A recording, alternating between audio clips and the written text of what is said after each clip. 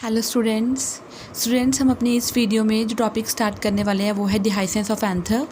हमने अपनी last video में जो टॉपिक ख़त्म करा था वो था complete structure of a typical bilobed anther, right. वो भी इसके साथ हमने माइक्रोस्पोरोजेनेसिस, टाइप्स ऑफ टेट्राड्स और कुछ एक्सेप्शनल केसेस भी डिस्कस कर लिए थे। लेकिन अब हम इस वीडियो में स्टार्ट करने वाले हैं डिहाइसेंस ऑफ एंथर, यानी कि एंथर कैसे रप्चर होता है, कैसे वो रप्चर होके पॉलन ग्रेन्स को रिलीज़ करवाएगा, राइट। तो बेटा पहली बात जो डिहाइसेंस है वो कब होनी है? जब एंथर मैच्योर हो जाएगा। So during the maturation of anther various changes they takes place in the walls of anther. So during maturation यानी कि जब एंथर क्या हो जाता है, मैच्योर हो जाता है, there occur various changes occur in the walls of anther। याद होगा आपको walls of anther कौन कौन सी थी? सबसे बाहर एपिडर्मिस, फिर एंडोथीसियम, फिर मिडल लेयर्स, फिर टेपेटम, राइट। बेटा बिल्कुल स्टार्टिंग में क्या होगा? इन द बिगिनिंग जब एंथर मैच्योर होगा, बिल्कुल बिगिनिंग में, right, in the beginning middle layer degenerate हो जाती है। ये आपको पता है क्यों जाती है? मिडल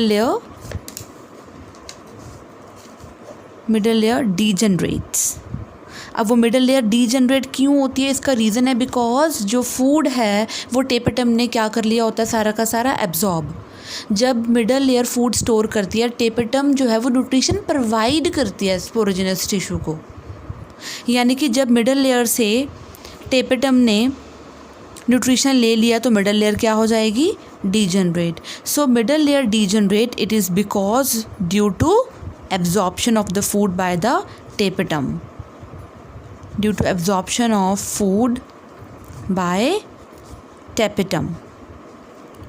तो ये रीज़न है क्यों middle layers in the beginning में ही जब एंथर मैच्योर होता है तब वो क्या हो जाती हैं? डीजनरेट हो जाती है। एक्चुअली मैच्योर एंथर में ना, इन मैच्योर एंथर सिर्फ और सिर्फ 2 ही लेयर्स रह जाती हैं, right. Only 2 layers are left. और वो कौन सी होती हैं 2 लेयर्स?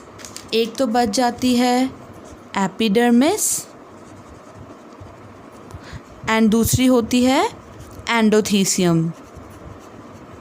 अब आपको याद होगा कि मिडल लेयर तो अभी डीजनरेट हमने बोला था कि वो क्यों हो जाती है? बिकॉज फूड की एब्जॉर्प्शन कौन कर लेता है? टेपेटम। और याद करो टेपेटम भी न्यूट्रिशन देने के बाद स्पोरोजेनस टिश्यू को, वो भी खुद अबिश बॉडीज़ बनाने के बाद डीजनरेट हो जाती थी, राइट। यानी कि हम ये कह सकते हैं मैच्योर एंथर में सिर्फ 2 ही लेयर्स होंगी, एक तो होगी एपिडर्मिस और एक होगी endothecium, right. And that are present in the form of just outer covering, बस जैसे आउटर कवरिंग के फॉर्म में। ये देखो, दिस वन इज एपिडर्मिस और ये मैंने ब्लू कलर की बनाई है, ये थिकनिंग्स दिखा रही हूँ मैं यहाँ पे। ये वाली, this one, it is endothecium. तो ये जो स्ट्रक्चर मैंने दिखाई हुई है ये है structure of a mature dehisced anther, right. और ये बीच वाला जो है, ये जो आप देख रहे हो, ये तो पैरेन्काइमेटस टिश्यू होता है, स्टेराइल टिश्यू होता है। और ये जो आप देख रहे हो, this one is connective and these one are the pollen grains, right. इसको भी मैं डिस्कस करूँगी इस डायग्राम को। और ये देखो, अब देखो 1, यहाँ पे 2, यहाँ पे 3, यहाँ पे 4। याद है आपको टिपिकल बाइलोब्ड के 4 माइक्रोस्पोरेंजियम थे, 4 माइक्रोस्पोरेंजिया थे, राइट। तो 4 थे। अगर 1 ये है, एक ऐसे है 1, सेकंड ऐसे है, थर्ड ऐसे है, फोर्थ यहाँ पे, तो बीच में तो कुछ होगा ना यहाँ पे जो इनको सेपरेट कर रहा था। ये बीच में प्रेजेंट होता है sterile tissue, right. So the sterile tissue present between the both pollen sac, बेटा माइक्रोस्पोरेंजिया को पॉलन सैक भी बोलते हैं। 1, ये 2, ये 3, ये 4।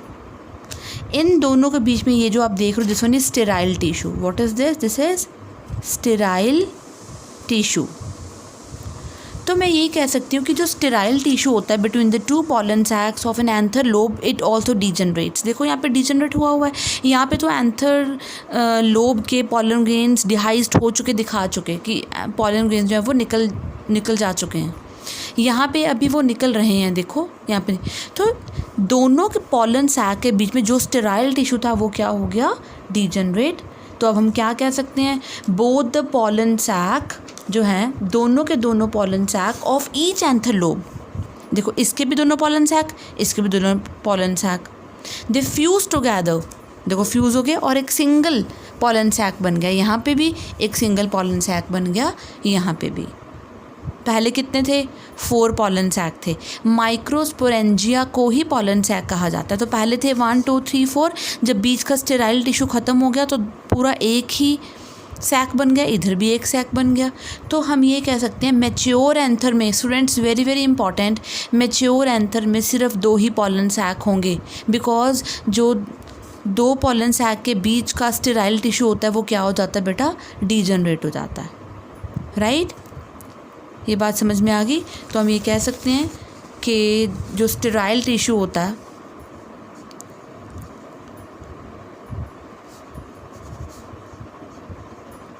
Sterile tissue between 2 pollen sac degenerates, ये 2 pollen sac of both the anther lobes, of both the anther lobes. Thus, a mature anther has just how many? Yes, 2 pollen sac. Just 2 pollen sacs. They are very very important. This is very very important. Right now जो डिहाइसेंस होती है ना बेटा, वो dry season में होती है, right. Dehiscence usually dehiscence occurs in dry season, right. जब वाटर की सप्लाई क्या होगी, अब कम होगी, तब होगी डिहाइसेंस। तो हम ये कह सकते हैं कि जो मैच्योर एंथर है ड्राई सीजन में टोटली ड्राई हो जाएगा, राइट। और जो स्टेराइल स्ट्रिप थी बिटवीन द 2 pollen sac वो भी क्या हो जाएगी, डीजनरेट हो जाएगी। तो एक मैच्योर एंथर में 2 कैविटीज़ होंगी, या 2 थीके होंगे, या 2 ही पॉलन सैक होंगे। लेकिन कहाँ से टूटेगा एंथर, जहाँ पे प्रेजेंट होगा स्टोमियम। याद होगा स्टूडेंट्स आपको स्टोमियम रीजन, यहाँ पे एंडोथीसियम की थिकनिंग्स एब्सेंट होती है, उसको हम स्टोमियम रीजन बोलते हैं, राइट। तो अब कैसे होना है, सी। अब आपको याद होगा जो आउटर वॉल थी एंडोथीसियम सेल की, वो तो क्या थी, थिन, लेकिन उसकी जो रेडियल और उसकी इनर वॉल्स थी वो क्या थी, काफ़ी ज़्यादा थिक। और आपको ये भी याद होगा वो थिक क्यों थी, because of the deposition of the alpha cellulose thickenings and even the deposition of callose layer, right. इसके कारण थिक थी, लेकिन आउटर लेयर क्या थी, थिन थी। So walls of the endothecial cells a try to contract, क्योंकि सोच के देखो अब ड्राई सीजन में वाटर की कमी हो जाएगी, राइट। तो जो पूरे के पूरे सेल्स होंगे लेयर के, ये देखो ये एंडोथीसियम के, वो कॉन्ट्रैक्ट करेंगे, राइट, क्योंकि पानी की जो है कमी हो गई है। So loss of the water takes place from the cells of the endothecium in the dry season, और जो सेल्स है वो कॉन्ट्रैक्ट करेंगे, लेकिन कॉन्ट्रैक्ट तो कर लेंगे, लेकिन इनर और रेडियल वॉल को तो कोई फ़र्क नहीं पड़ेगा, वो तो कॉन्ट्रैक्ट ही नहीं होंगी, क्योंकि वो तो पहले से इतनी ज़्यादा थिक हैं। वो थिक क्यों है, बिकॉज उनके पास फाइब्रस थिकनिंग्स हैं, राइट। हालांकि ये वॉल्स चाहे थिक हैं, ये कॉन्ट्रैक्ट नहीं करेंगी, लेकिन आउटर, ये वाली वॉल सोचो, दिस वन आउटर वॉल, बेटा आउटर वॉल तो बहुत थिन होती है, राइट। आउटर वॉल तो थिन होती है एंडोथीसियम सेल की, लेकिन वो तो करेगी कॉन्ट्रैक्ट। और वो कैसे कॉन्ट्रैक्ट करेगी, and this become inwardly curve, ऐसे अंदर को कर्व हो जाएगी। इमेजिन करो इसको 3D में, दिस बिकम इनवर्डली कर्व। ये जो मैं बना रही हूँ ये तो रेडियल और इनर वॉल्स ही हैं, तो अंदर की तरफ श्रिंक हो जाएगी, अंदर की तरफ कर्व हो जाएगी। सो वी कैन कॉल कि ये या तो इट बिकम कनकेव, और we can call it as incurved हो जाएगी। अब इमेजिन करो सारी की सारी ये सारी की सारी ये एंडोथीसियम की लेयर ऐसे इनवर्डली कर्व हो जाए इसकी आउटर लेयर, तो सारी की सारी, राइट, तो वो प्रेशर लगेगा, राइट, तो वो टेंशन क्रिएट हो जाएगी, वो पुलिंग फोर्स क्रिएट होगी, तो पूरे इंटायर सरफेस ऑफ एंथर पे। So whole of the surface of anther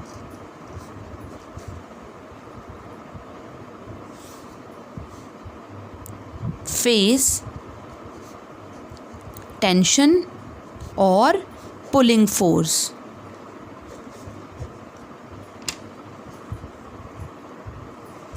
So whole of the surface of the anther faces tension or the pulling force, right? अब हमें पता है अगर पूरे एंथर की वॉल पे टेंशन जनरेट हो रही है, राइट, तो हर जगह से वो टॉलरेट कर लेगा, लेकिन एक्सेप्ट द वीक पॉइंट। वो वीक पॉइंट कौन सा था? स्टोमियम, यस, क्योंकि जो हर पूरे एंथर की एंडोथीसियम जो है वो कॉन्ट्रैक्ट कर जाएगी, लेकिन stomium is the weak point जहाँ से एंडोथीसियम के सेल्स रप्चर हो जाएंगे और पॉलन ग्रेन्स बाहर रिलीज हो जाएंगे, right. So due to the pulling और tension the thin walls of the stomium cells break. So due to tension thin walls of stomium breaks, टूट जाएंगे, और फाइनली dehiscence टेक्स प्लेस।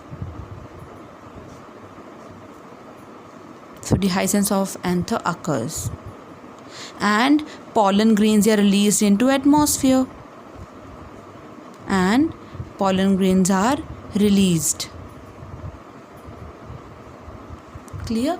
तो क्योंकि पूरे के पूरे इंटायर एंथर के सरफेस के ऊपर फोर्स कंट्रैक्शन हो रही है, पुलिंग फोर्स लग रही है, क्योंकि रेडियल वॉल्स तो हो ही नहीं सकती कॉन्ट्रैक्ट, सिर्फ आउटर वॉल इनवर्डली कर्व होगी, और सारे पूरे के पूरे एंथर के ऐसे। और जहाँ पे इसका वीक पॉइंट होगा, पूरे एंथर के बारे में सोचो, अब सिर्फ बेटा अकेले एंडोथीसियम की लेयर को मत लेके आओ माइंड में, पूरे एंथर को इस तरह से, ये वाले पूरी एंथर की वॉल जो होगी बाहर वाली एपिडर्मिस के नीचे एंडोथीसियम के ऊपर क्या पड़ रही है? टेंशन क्रिएट हो रही है, टेंशन के कारण वो सारी कॉन्ट्रैक्ट होगी, लेकिन जहाँ पे वीक पॉइंट होगा दैट इज स्टोमियम, राइट, वहाँ से क्या हो जाएगा? ये रप्चर, टूट जाएगी, और वहीं से पॉलन ग्रेन्स क्या हो जाएंगे? बाहर रिलीज हो जाएंगे, राइट।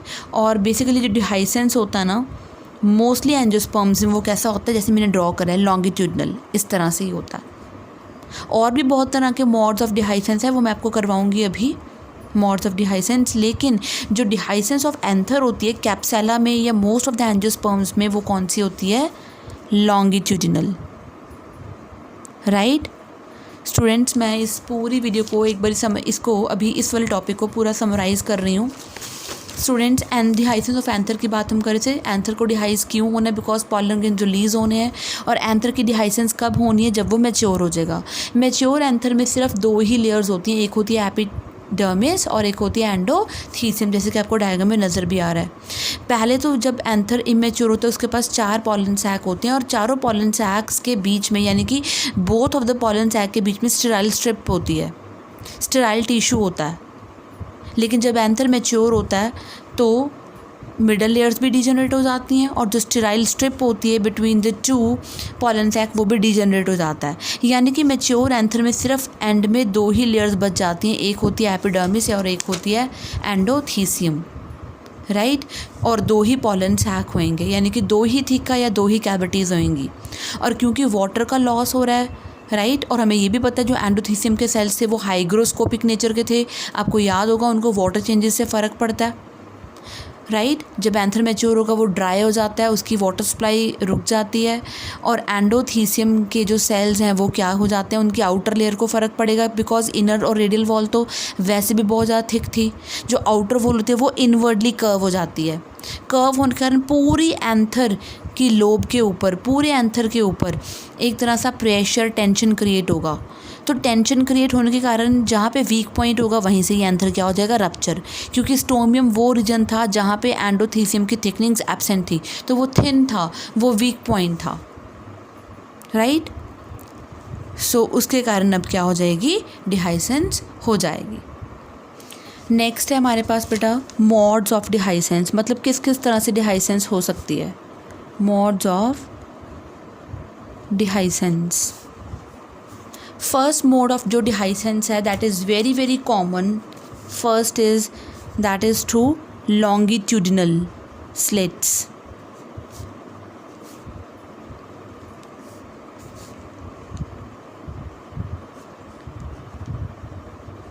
ऐसे ये जो आप स्लिट्स मैंने बनाई हैं ये देख रहे हो आप, ये वाली,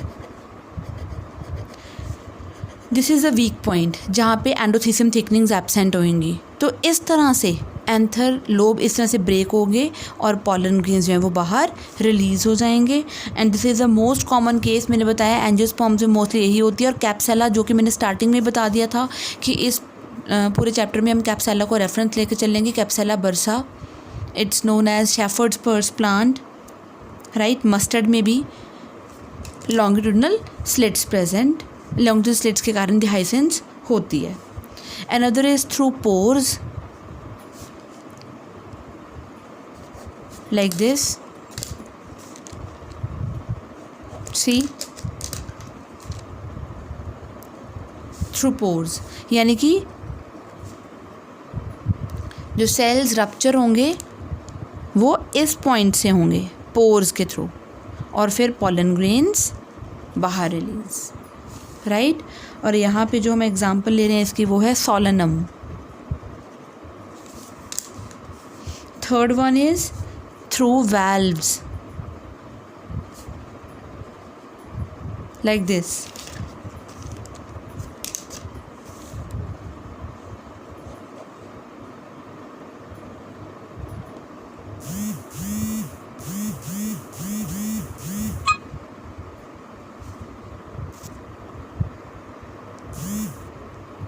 सी। तो ये जो है वाल्व्स खुल गए ऐसे, right. So this is valvular डिहाइसेंस।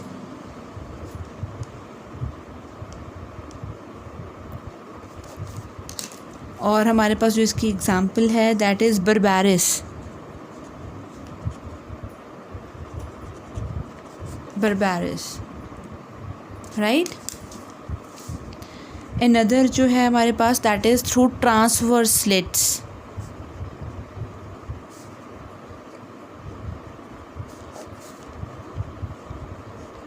सी, ये through transverse slits, clear. And here the example is Ocimum sanctum. Ocimum sanctum is actually tulsi, yes, Ocimum sanctum, तुलसी का प्लांट जो काफ़ी हम सैक्रेड मानते हैं, right. Next is irregular. Irregular means that can be from anywhere, like this, irregular dehiscence, irregular. Here the example is najas, clear. तो modes of डिहाइसेंस में longitudinal slits के through pores, through valves, through transverse slits and irregular. तो students हमने अपनी इस video में जो topic आज अभी ख़त्म करा वो है modes of dehiscence and how the dehiscence of a mature anther takes place, right. NCERT में जो मैच्योर एंथर की डिहाइसेंस है उसकी डायग्राम बनी हुई है, it means it's important, clear. और ये जो आपने पोर्शन अभी करा है ये +1 में भी था, मोड्स ऑफ डिहाइसेंस, किस किस तरह से डिहाइसेंस पॉसिबल हो सकती है। सो स्टूडेंट्स हम नेक्स्ट टॉपिक स्टार्ट करेंगे जो होगा स्ट्रक्चर ऑफ पॉलन ग्रेन, वो हम नेक्स्ट वीडियो में स्टार्ट करेंगे, क्लियर। Bye bye.